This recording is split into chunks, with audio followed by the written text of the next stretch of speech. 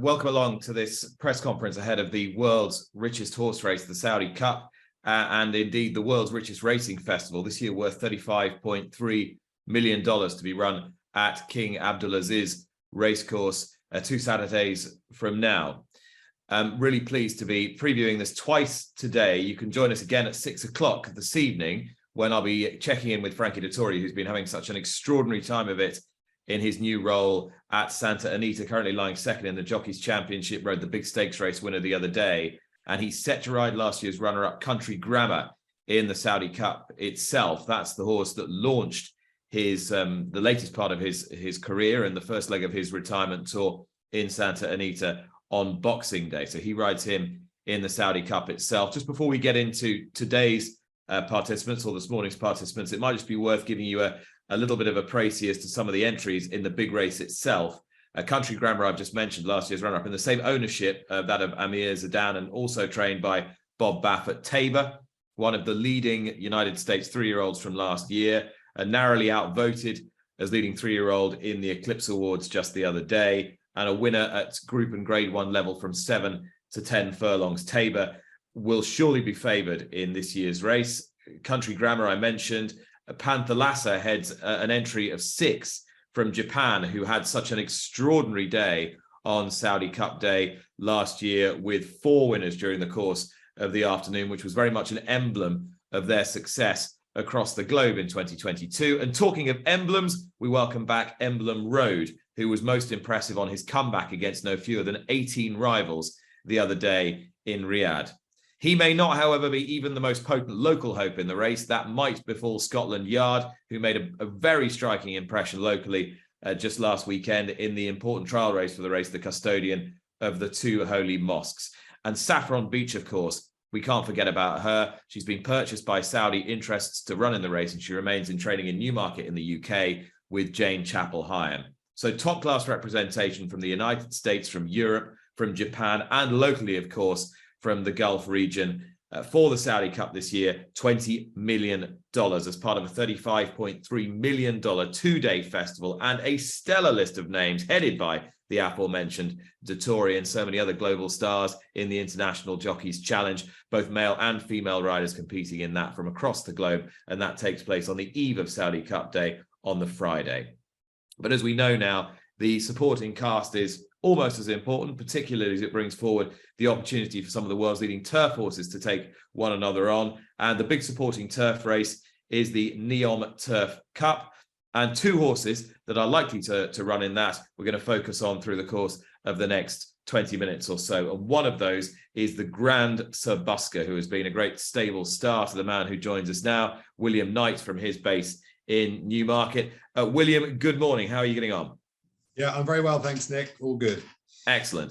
So Busker is a horse that has been an unbelievable friend to you and arrived at a perfect time in your career. Just take us through the backstory a little bit, first of all. Yeah, well, he was bought by Kennet Valley, about 5 years ago. Yeah, as you said, this is when I was training down in Sussex. We were just looking for a good horse. We had Illustrious Blue, and we're looking for a good horse after that. And it's, as we all know, they're so hard to come by. And, he just came up through the ranks. We always liked him as a 2-year-old.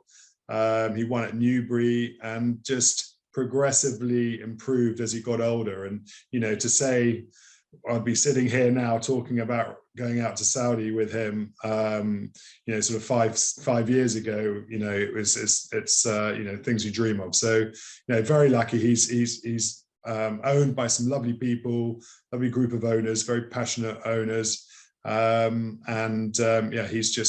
He's been a star for us.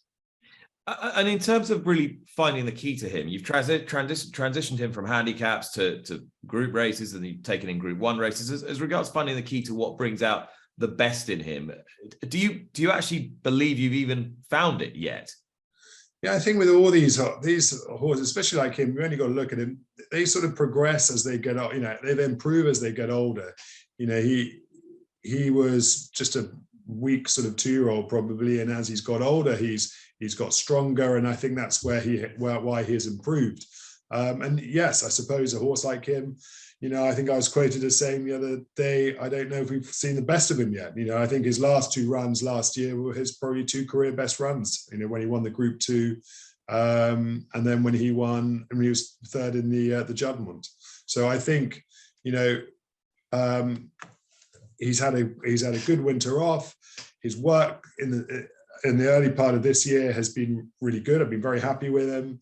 You know, and I thought he ran a blinder at Lingfield on Saturday, you know, all things being considered, you know, obviously missing the break by a long way. Is that a worry at all moving forward or not? We need to address it. You know, I purposely hadn't done over the winter because I just thought it was something he got into at the end. His last couple of runs, he was just slightly slowly away, and I just thought end of a long season. But you know, I'm very glad that's why we ran him at Lingfield the other day. Just to, you know, we needed to blow the cobwebs up. But you know, the fact that you wouldn't want that to have happened, you know, in the meeting in 3 weeks' time. So the fact it has happened, we've seen it. You know, we're going to address it this week. We've got Craig Witherford booked to do some stalls work with him on Thursday, and you know, make sure it doesn't hopefully happen again.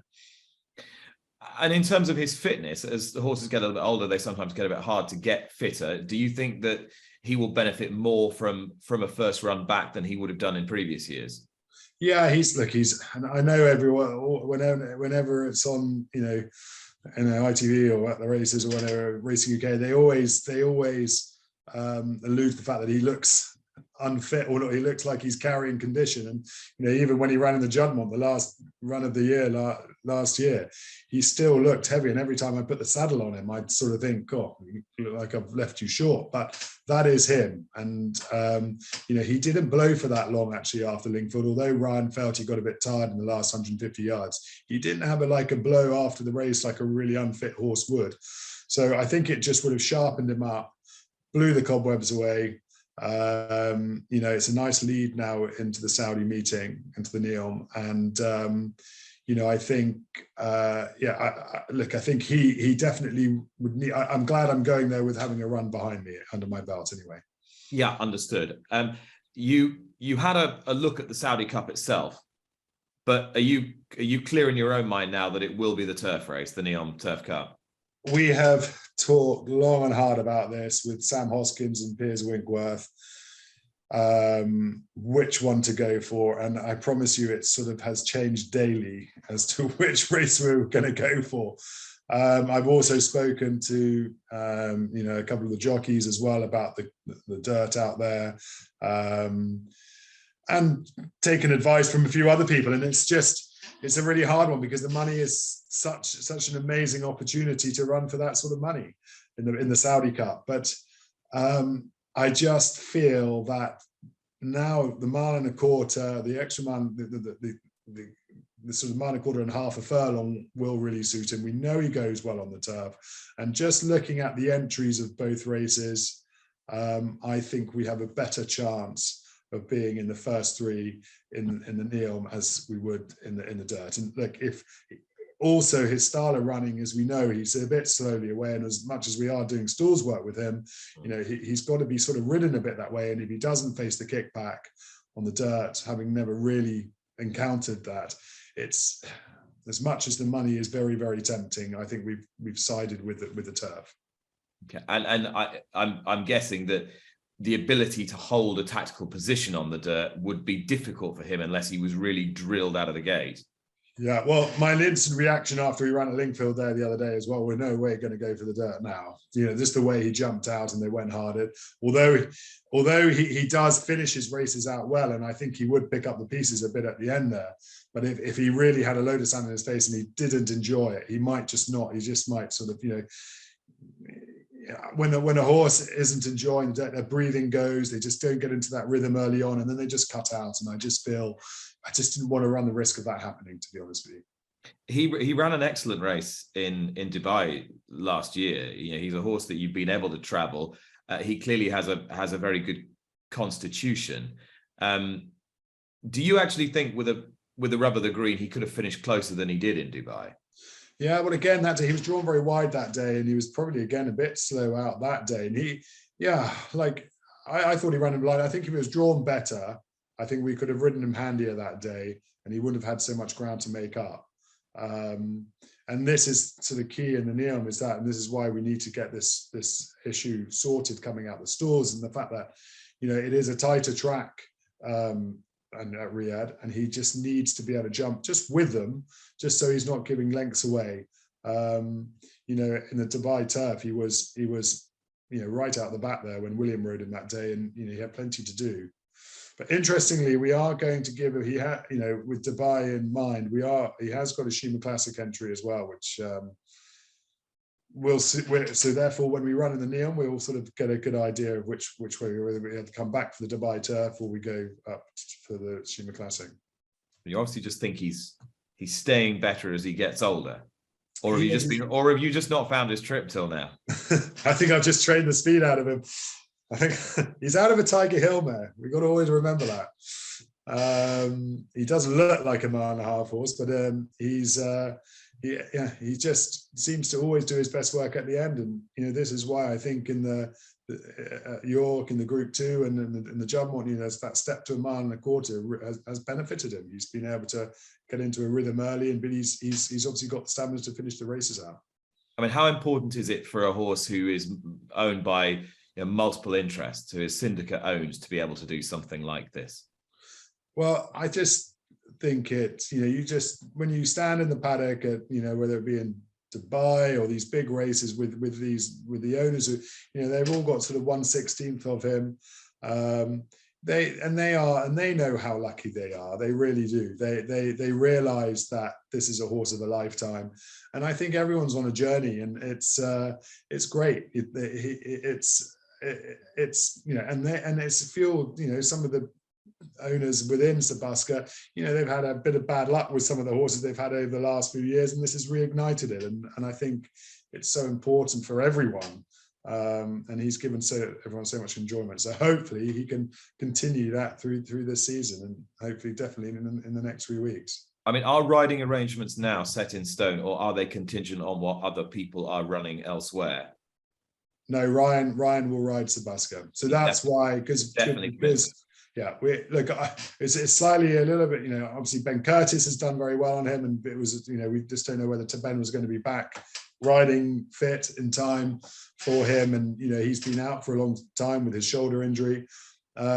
So this is why Ryan rode him at Lingfield the other day, to get a feel of him, that because he's never ridden him before, and then with the view to be riding him in the Neom, and the fact that he was available for the Neom as well sort of helped make our decision, I suppose, because he wouldn't have been able to ride him on the dirt. And so when does he go out? What does he do between now and then? So he flies out in under 2 weeks' time. It's the week before, on the Friday night. I think it's Saturday, a very early Saturday morning from Stansted. I think it's a 1 a.m. flight. So he will probably do a little bit of work on that Friday morning just before he gets on the plane. Just, you know, he'll just need a pipe opener. But, you know, he came out of the Lingfield race very well. You know, now we've got that rate, we sort of know where we are with him. But yeah, he'll have a breeze probably on the Friday morning before he goes, and then he has you know, that week to acclimatise out there to run on the Saturday. Excellent. We look forward to seeing you there. In your heart of hearts, do you believe he can win this race? You know what? Having looked at the entries and what I think is going to run, I can't see why I say he has got as good a chance as any of them. And we will leave it on that note. William Knight, thank you very much. Thank you very much. Cheers. William Knight, the trainer of Busker, entered in the Neom Turf Cup, and confirming that would be his target rather than the Saudi Cup itself. If you've just joined us, welcome. Just a reminder that you can join us again at 6 o'clock at GMT. That's 1 o'clock Eastern later on today, to hear me talking to Frankie Dettori, who'll be riding Country Grammar in the Saudi Cup, and also Scott Blasey, assistant trainer to Steve Asmussen. Steve was second in the inaugural running of the Saudi Cup, and with Midnight Bisu, and Steve will be running Gunite in the Riyadh Dirt Sprint this year. So Scott Blasey and Frankie Dettori, rider of Country Grammar, coming up later at 6 GMT, 1 o'clock PM Eastern. George Boughey is with me now. George trains Miss the Cut, who is a horse who is improving perhaps faster than any other in training. He is a Royal Ascot winner. He was bought for just 40,000 guineas this time last year. My oh my, hasn't he come a long way in a short space of time? And last time on the artificial surface here in the UK, he conquered none other than Algiers, who's gone on to frank the form in quite some spectacular style by winning 2 pattern races in Dubai subsequently. Mr. Cut's trainer, George Boughey, is with me now. George, how excited are you about the opportunity to show what Mr. Cut can do on the global stage? Oh, I think you might be muted. You are muted. Mute. There we go. You're all good. Are we back? Yeah, Okay. you're all good. Do you want me just to roll in there? Yeah, you crack on. I think you heard my question, didn't you? Yeah, I did. Yeah. Look, he's been in great shape, Mr. Cut, and I think seeing his form get franked on the world stage was kind of confirming what he'd been showing us for a while. It's just these big horses, they don't run very often, and they have to sort of be mapped out for these sort of plans. And look, we're very excited to see him out in Saudi in a couple of weeks' time. And it's a question I posed to William, and he had some very interesting reasons for why he was going this way rather than for the Saudi Cup itself. It was a bit more nuanced with you because there was an uncertainty as to whether you would even get into the Saudi Cup if you went that way. But what's your thinking at the moment in terms of the campaigning of this horse? I think, yeah, like you said, he still has a bit to find on his rating to get into a race like the Saudi Cup. And I think had he gone to Dubai, his rating might be a bit higher with the form with Algiers had he gone on dirt. So we kind of had our hand forced here a little bit to run in the turf race. But look, he's a horse who's got plenty of time to do it in a races. He is a topside dirt horse being by quality road. So I would be lying if I said we're not going to be exploring the dirt at some point, but it might well be the other side of the pond rather than the Middle East at the moment. Particularly as his part owned now by the great stallion station Lane's End in Kentucky and Bill Farish's operation.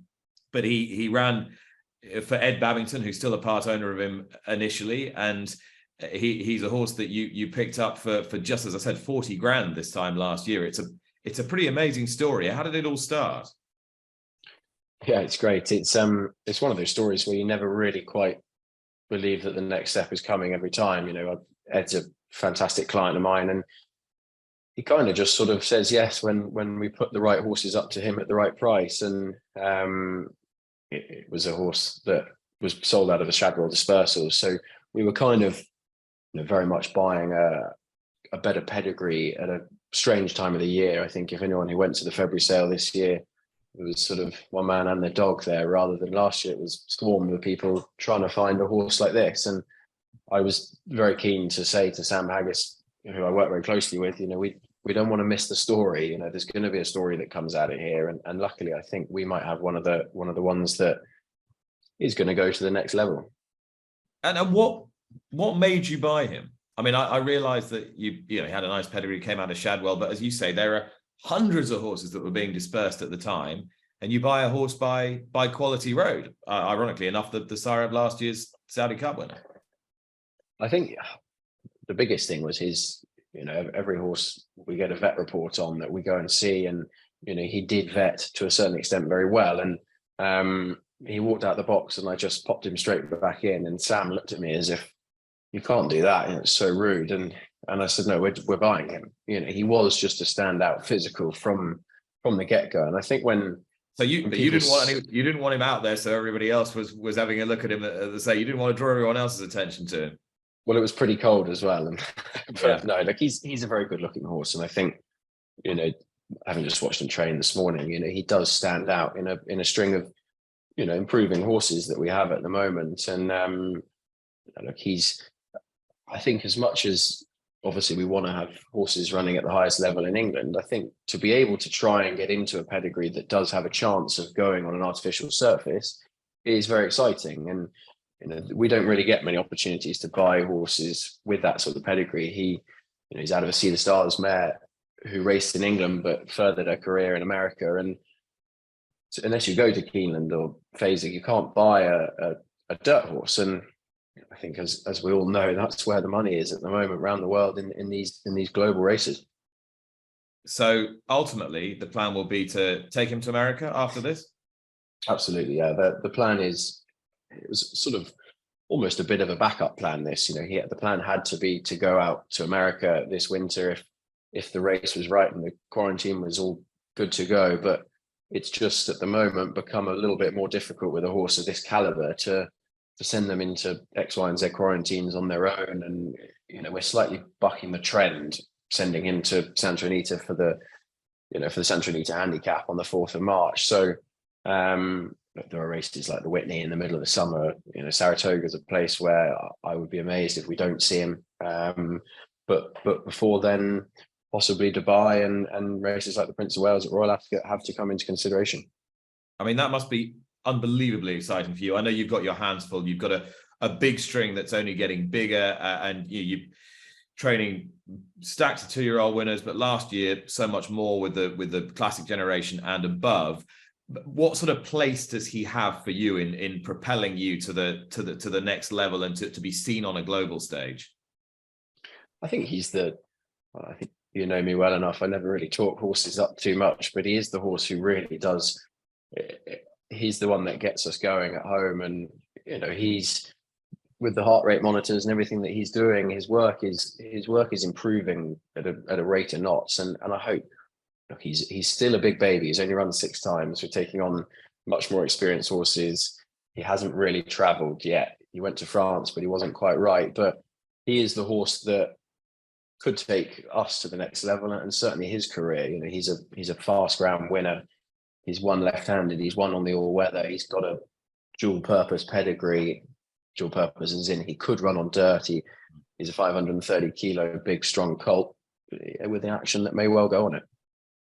$1.5 million, the Neom Turf Cup, also to be run on Saturday, the 25th of February, which is, of course, Saudi Cup Day. If you've got any questions for George, and I think William is still on the line, do just pop them into the Q&A function. I haven't got any at the moment. It's not obligatory, but if you have got any questions, they're still there. George, I just want to ask you, just to clarify for us, so the involvement of Lane's End has come fairly recently. Ed Babington in there as well. You've got other partners in the horse too? I think, look, essentially the plan is for the horse to end up at Lane's End Stud if he fulfills the potential that we think he might have. Bill Farish has put together a sort of consortium of people out there, and they all have little bits and bobs of him, and you know, it's a pretty similar ownership group, I think, to what bought into Flightline a couple of years ago or a year ago. They've been lucky enough so far. Be nice to just be in their shadow.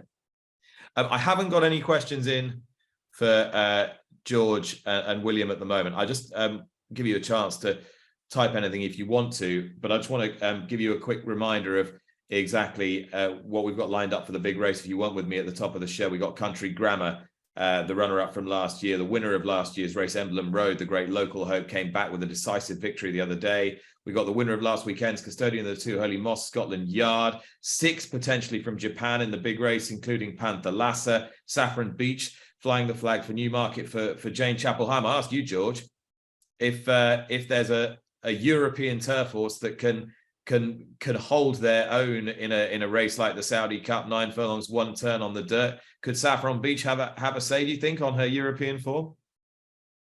I don't see why not. There were a few better fillies than her in Europe last year, and huge credit to Jane and her new owners for giving it a go. I think, as William was saying before, the money is amazing. You know, she could more than pay for herself straight away if she does handle it. And Mishriff didn't have necessarily a full dirt pedigree, and he came first up and took the big prize. So why not? Good luck to them. Fantastic. Absolutely. George, thanks so much for your time today. Top man. Thanks, Nick. All right. And suddenly I got a question in. He's still there? Yes. Still there. Molly Hunter, very important question from the Press Association. Who is likely to ride Mr. Cut? Oisin Murphy currently will ride him. Right. It's taken quite a lot of brain power through his career so far. He's had a number of jockeys, and I think a horse like him probably deserves to have a jockey that's going to try and ride him as where possible. I had a long chat to Oisin sort of at the back end of last year when we were trying to make a plan for him, and William Buick and Ryan Moore traditionally ride mine whenever they can. But I think at their own admission, they won't be able to ride him come the summer. I think both were available to ride him in Saudi, but we're just kind of prolonging the inevitable. And I want someone who's going to be able to try and create a sort of bond with the horse. And he's done plenty of work. He's been to Chelmsford to ride him the other morning, and he's delighted with him. So all systems go, really. We got to 28 minutes in before somebody else asked the question that actually was going to produce the headline here. Murphy to return with valuable Saudi victory. He's been around. He's been and sat on him, and he's been riding out in Newmarket. Yeah, he has. Look, it's a bit of a new thing. He's only been one winner for me, so it's not really a relationship that's had much to go so far. But he's obviously a fantastic rider, and delighted to have him on board. And he's ridden him in Newmarket. He came to Chelmsford the other morning, and look, his work's been pretty good, and few better men to know what a top class horse looks like than Oisin. Are you going to give him plenty of rides, do you think, this season? I don't know. Look, it's obviously we have our jockeys that ride for us at the moment, and we'll see. But if things might change, you never know. But I'd imagine we'll stick with our usual sort of format of jockeys at the moment. That seems to be working pretty well. All right. And if there are any more questions, I think we are going to bring this gently to a close. Thank you all very much for joining. And just a reminder that we will be back at 6 o'clock GMT, 1 o'clock Eastern with Scott Blasey and Frankie Dettori. But my thanks to William Knight and to George Boughey. A reminder, 25th of February, the 2023 Saudi Cup, the world's richest horse race, $35.3 million over 2 days. The International Jockeys Challenge on Friday. The Saudi Cup, the headline of a wonderful card on Saturday that also includes the Red Sea Turf Handicap. That'll feature potentially the return of Subjectivist, the Ascot Gold Cup hero from a couple of years ago, who's been off the track since. You've heard about Mr. Cut and Sir Busker, likely runners for the Neom Turf. And of course, the Riyadh Dirt Sprint Gunite. Their connections will be represented a little bit later on. That's all from me for the moment. Thanks very much for joining us. Have a great day. Bye-bye.